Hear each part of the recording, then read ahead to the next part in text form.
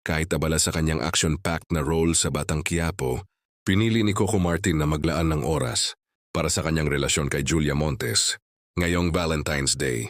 Ayon sa mga report, ipinagpaliban muna ng aktor ang ilang eksena at bakbakan sa serye para makasama ang girlfriend sa isang pribadong getaway.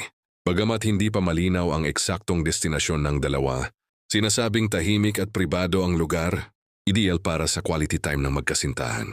Para kay Coco, mahalaga ring magkaroon ng break mula sa trabaho upang maglaan ng panahon sa personal na buhay, lalo na sa espesyal na okasyon ng pag-ibig. Napansin ng mga fans ang pagbaba ni Coco sa kanyang social media updates mula sa set na malinaw na senyales ng kanyang pagbibigay.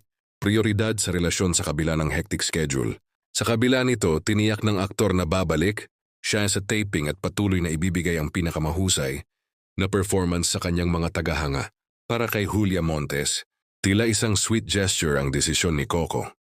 Ipinapakita nito na kahit busy sa trabaho, kaya pa rin niyang maglaan ng oras para sa mahal sa buhay at masigurong espesyal ang Valentine's Day nila bilang magkasintahan.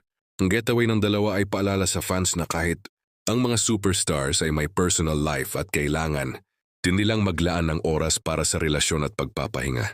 Sa kabila ng aksyon at drama sa Batang Quiapo, malinaw na may lugar pa rin sa puso ni Coco ang pagmamahal at oras para sa kanyang partner.